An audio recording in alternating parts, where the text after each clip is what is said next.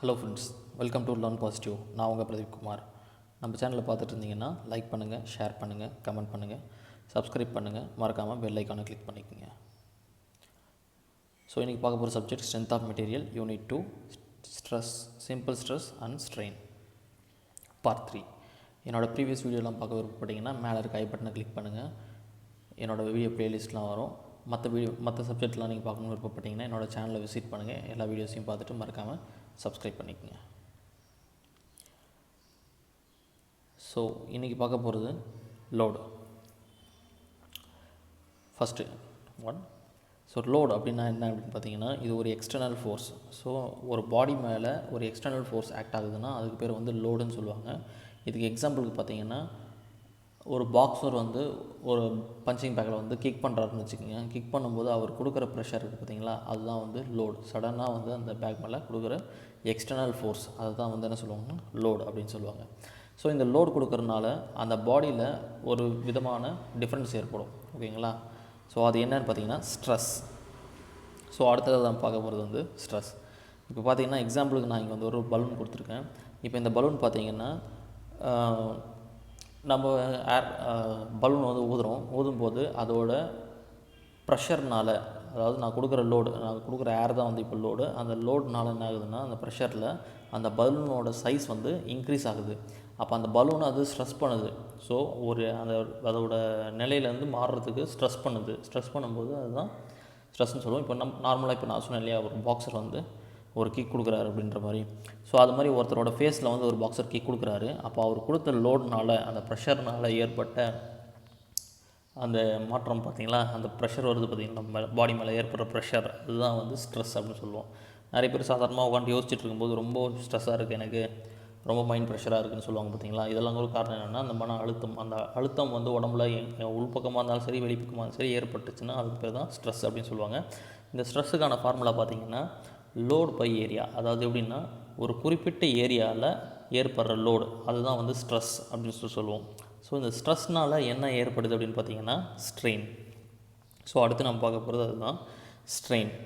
ஸ்ட்ரெயின்ன்றது என்னென்னா, இப்போ நம்ம லோடு ஏற்பட்டது பார்த்திங்களா, இப்போ நம்மளுக்கு அழுத்தம் ஏற்பட்டது. ஸோ அது மன அழுத்தமாக இருந்தாலும் சரி, இது வெளிப்புறமாக வந்து நம்ம உடம்புல ஏற்படுற அழுத்தமாக இருந்தாலும் சரி, இல்லை எந்த ஒரு பொருளில் ஏற்படுற அழுத்தமாக இருந்தாலும் சரி, அந்த அழுத்தம் ஏற்பட்டதுனால ஒரு வலி இருக்கும் இல்லையா நம்மளுக்கு, அதுதான் ஸ்ட்ரெயின் அப்படின்னு சொல்லுவோம். நம்ம பாடின்னும் போது அது வந்து நம்மளுக்கு பெயின் இருக்கும். இதே மற்ற பொருள் அப்படின்னும் போது, இப்போ பலூன் வந்து நான் ஏற்கனவே கொடுத்துருந்த ஒரு எக்ஸாம்பிள், அந்த பலூனில் அதோட சைஸ் டிஃப்ரென்ஸ் ஆகிருந்தது பார்த்திங்களா. நான் கொடுத்த ப்ரெஷர்னால் சின்னதாக அந்த பலூன் வந்து பெருசாக இருக்குது. அப்போ அதோட சைஸ் டிஃப்ரென்ஸ், அதுதான் வந்து ஸ்ட்ரெயின் அப்படின்னு சொல்லுவாங்க. ஸோ அதோட ஃபார்முலா பார்த்திங்கன்னா சேஞ்ச் இன் டைமென்ஷன். ஸோ ஏற்கனவே இருந்த டைமென்ஷன்லேருந்து இப்போ சேஞ்ச் ஆகிருக்கும் பார்த்திங்களா, அந்த சேஞ்ச் இன் டைமென்ஷன் அதோட டிவைட் பை ஒரிஜினல் டைமென்ஷன், ஏற்கனவே இருந்த டைமென்ஷன். இது ரெண்டுத்தையும் வந்து நம்ம டிவைட் பண்ணி பார்த்தோம்னா அது ரெண்டுத்துக்குள்ள ரேஷியோ, இடைப்பட்ட விகிதம் தான் வந்து ஸ்ட்ரெயின் அப்படின்னு சொல்லுவாங்க. ஸோ நெக்ஸ்ட்டு பார்த்திங்கன்னா கிளாஸிஃபிகேஷன் ஆஃப் ஃபோர்ஸ். ஸோ ஃபோர்ஸில் நிறைய டைப்ஸ் இருக்குது. ஸோ இங்கே நம்ம பார்க்க போகிற ஃபோர்ஸஸ் என்னென்ன அப்படின்னு சொல்லிட்டு ஒவ்வொன்றா பார்ப்போம். ஃபஸ்ட்டு பார்த்திங்கன்னா டென்சைல் ஸ்ட்ரெஸ், அதாவது அந்த டென்சைல் ஃபோர்ஸ்னால் ஏற்படக்கூடிய ஸ்ட்ரெஸ், அதாவது டென்சைல் ஸ்ட்ரெஸ்ஸு. நெக்ஸ்ட்டு பார்த்திங்கன்னா கம்ப்ரெசிவ் ஸ்ட்ரெஸ். அடுத்து பார்த்திங்கன்னா shear stress. Next one bending stress. Next torsional stress. So இந்த 5 விதமான ஸ்ட்ரெஸ்ஸை பற்றி தான் வந்து நம்ம பார்க்க போகிறோம். ஸோ ஒன்றா வந்து நம்ம கீழே பார்த்துட்டே வரும். ஃபஸ்ட்டு பார்த்திங்கன்னா டென்சைல் ஸ்ட்ரெஸ். டென்சைல் ஸ்ட்ரெஸ்னால் என்னென்னா, ஒரு பொருளை நம்ம இழுக்கும்போது ஏற்படக்கூடிய ஸ்ட்ரெஸ், அதுதான் வந்து டென்சைல் ஸ்ட்ரெஸ் அப்படின்னு சொல்லுவாங்க. டென்சைல் அப்படின்னா இழுவிசை அப்படின்னு சொல்லிட்டு அர்த்தம். இப்போ பார்த்தீங்கன்னா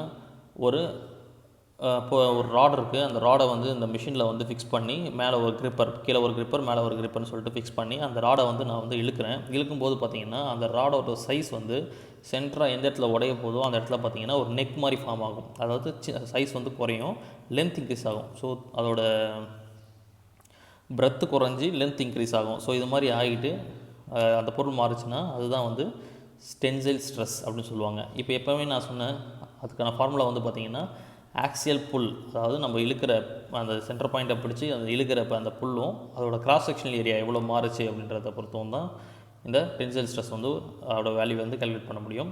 நான் ஏற்கனவே சொன்ன மாதிரி தான் ஸ்ட்ரெஸ் ஒரு இடத்துல ஏற்படுது அப்படின்னா கம்பல்சரி அங்கே ஸ்ட்ரெயினும் ஏற்பட்டிருக்கும், கரெக்டுங்களா? ஸோ அப்போ ஸ்ட்ரெஸ் இங்கே வந்து நம்ம அது இழுக்கிறதுனால அதுக்கு அந்த மெட்டீரியலுக்கு நம்ம ஸ்ட்ரெஸ் கொடுத்துருக்கோம். அப்போ ஸ்ட்ரெயின் என்ன ஆச்சுன்னா அங்கே ஒரு நெக் ஃபார்ம் ஆகி அதோட லென்த்து வந்து இன்க்ரீஸ் ஆகிருக்கு, பிரெத் வந்து குறைஞ்சிருக்கு. ஸோ அதே தான் இங்கே. அப்போது இங்கே ஃபார்முலா என்ன வரும்னா change in length divide by original length. அதுதான் வந்து இங்கே ஸ்ட்ரெயின் அப்படின்னு சொல்லிட்டு ஃபார்ம் ஆகுது. அதுதான் டென்சைல் ஸ்ட்ரெயின். நெக்ஸ்ட்டு பார்த்திங்கன்னா நம்ம பார்க்க போகிறது கம்ப்ரஸிவ். ஸோ கம்ப்ரஸிவ் ஸ்ட்ரெஸ்னால் இப்போ நீங்கள் இந்த இமேஜ் பார்த்தாவே தெரியும். ஸோ நான் ஒரு பால் வந்து ஒரு மிஷினில் நடுவில் 2 கிரிப்பர் நடுவில் வந்து வச்சுருக்கேன். இப்போ நெக்ஸ்ட்டு இப்போ இமேஜில் பார்த்தீங்கன்னா தெரியும் அந்த பாலை வந்து அந்த 2 கிரிப்பருமே சேர்ந்து நசுக்க ஆரம்பிச்சிருக்கு. நசுக்கும் போது அதோட லென்த்து ஹைட் வந்து குறைஞ்சிருக்கு, அதோட பிரெத் வந்து பார்த்திங்கன்னா இன்க்ரீஸ் ஆகிருக்கு. ஸோ இதுவும் வந்து டென்சைல் ஸ்ட்ரெஸ்ஸுக்கு அப்படி ஆப்போசிட் தான். ஸோ இங்கே என்ன ஆகுதுன்னா axial push divide by area of cross section. அப்போது அதோட ஆக்ஷுவல் புஷ் எவ்வளோ இருக்குதுன்னு பார்த்துட்டு அதுலேருந்து அதோட ஏரியா இப்போ சேஞ்ச் ஆகிருக்கு ஏரியா வந்து எவ்வளோன்னு சொல்லிட்டு நம்ம கால்குலேட் பண்ணோம்னா அதுதான் வந்து கம்ப்ரஸிவ் ஸ்ட்ரெஸ்ஸாக வரும். ஸ்ட்ரெஸ் ஒரு இடத்துல இருக்குன்னா கம்பல்சரி அங்கே ஸ்ட்ரெயின் இருக்கும். அப்போது கம்ப்ரஸிவ் ஸ்ட்ரெயினும் வந்து இங்கே ஃபார்ம் ஆகிருக்கு. கம்ப்ரஸிவ் ஸ்ட்ரெயின் பார்த்திங்கன்னா ratio between the decreasing in length, அதோட லென்த் எவ்வளோ டிக்ரீஸ் ஆகிருக்கு இப்போது அப்படின்றதையும் அதோட ஒரிஜினல் லென்த்துக்கான டிஃப்ரென்ஸ் நம்ம பார்த்தோம்னா ஸ்ட்ரெயின் எவ்வளோ கிடச்சிருக்குன்றதையும் நம்ம கால்குலேட் பண்ணலாம். நம்ம அடுத்ததாக பார்க்க போகிறது ஷியர். ஸோ ஷியர் ஸ்ட்ரெஸ்னால் என்ன அப்படின்னு பார்த்தீங்கன்னா, ஷியர் அப்படின்னா கட் பண்ணுறதுன்னு அர்த்தம்.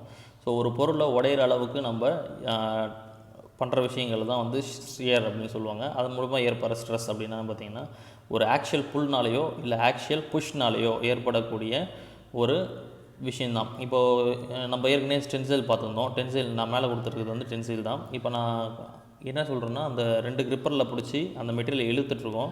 ஸோ இழுக்கும்போது பார்த்திங்கன்னா அந்த ராடு வந்து குறிப்பிட்ட லென்த்துக்கு அந்த சென்ட்ரல் நெக் ஃபார்ம் ஆகும்னு சொல்லியிருந்தேன் இல்லையா, அதோட லென்த்து வந்து அதிகமாகும், பிரெத் வந்து கம்மியாகும்.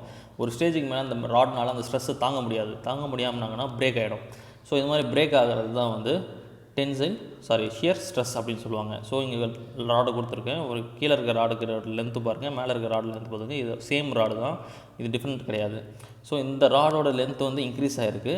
அந்த இன்க்ரீஸ் ஆகும்போது சென்டரில் அந்த போர்ஷன் பார்த்திங்கன்னா நெக் மாதிரி ஃபார்ம் ஆகிருக்கு. ஸோ இழுக்க அங்கே அந்த இடத்துல இருந்து தான் வந்து அந்த எலாஸ்டிக் லிமிட் வந்து ஸ்டார்ட் ஆகிட்டு ஒரு ஸ்டேஜில் ப்ரெஷர் தாங்க முடியாமல் அது பிரேக் ஆகுது. இது மாதிரி பண்ணால் தான் வந்து ஷியர் ஸ்ட்ரெஸ் அப்படின்னு சொல்லுவோம். ஸோ ஷியர் ஸ்ட்ரெஸ் எங்கே இருந்தாலும் அங்கே வந்து ஸ்ட்ரெயினும் இருக்கும். ஸோ ஷியர் ஸ்ட்ரெஸ் கண்டுபிடிக்கிற வேல்யூ எப்படி கண்டுபிடிக்கிறதுன்னு பார்த்தீங்கன்னா அந்த ஷியர் ஃபோர்ஸ் எவ்வளோ இருந்தது அப்படின்றத கால்குலேட் பண்ணி அதோட ராடோட ஏரியாவும் நம்ம கால்குலேட் பண்ணோம்னா அதுதான் ஷியர் ஸ்ட்ரெஸ். ஷியர் ஸ்ட்ரெயின் பார்த்திங்கன்னா அதோட டைமென்ஷன் எவ்வளோ சேஞ்ச் ஆகிருக்கு அப்படின்றது பார்த்துட்டு அதில் வந்து ஒரிஜினல் டைமென்ஷனை வந்து டிவைட் பண்ணோம் அப்படின்னா நம்மளுக்கு கிடைக்கிற வேல்யூ தான் ஷியர் ஸ்ட்ரெயின். நம்ம அடுத்து பார்க்க போகிறது பார்த்திங்கன்னா bending stress. So bending stress அப்படின்னா என்ன அப்படின்னு பார்த்தீங்கன்னா, ஸோ ஒரு பொருள் ஒரு பீம் இருக்குது இல்லை ஏதாவது ஒரு ராட் இருக்குதுன்னு வச்சுப்போம். அந்த ராட் மேலே ஒரு எக்ஸ்டர்னல் ஃபோர்ஸ் வந்து ஆக்ட் ஆகும்போது அந்த ஃபோர்ஸ்னால் அந்த ராடோ இல்லை அந்த பீமோ வந்து பெண்ட் ஆகுது அப்படின்னா அதுதான் வந்து பெண்டிங் ஸ்ட்ரெஸ் அப்படின்னு சொல்லுவாங்க.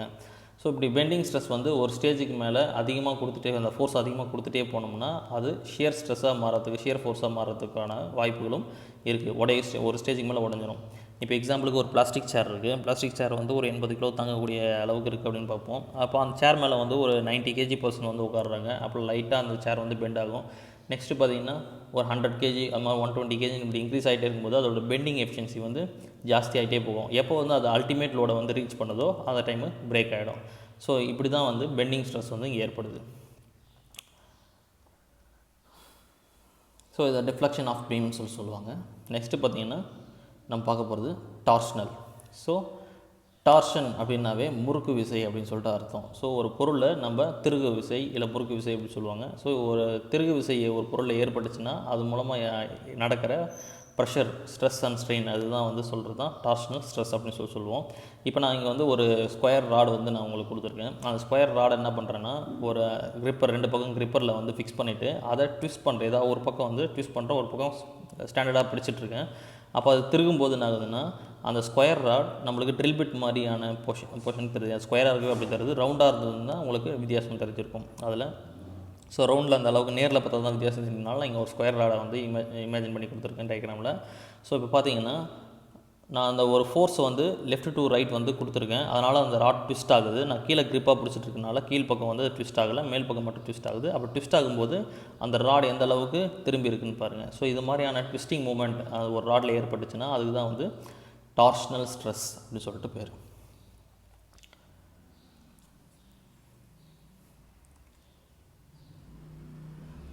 ஃப்ரெண்ட்ஸ், இந்த வீடியோ உங்களுக்கு பிடிச்சிருந்ததுன்னா லைக் பண்ணுங்கள், உங்கள் ஃப்ரெண்ட்ஸோடு ஷேர் பண்ணுங்கள், ஏதாவது டவுட்னா கமெண்ட் பண்ணுங்கள், மறக்காமல் சப்ஸ்கிரைப் பண்ணுங்கள். தேங்க்யூ.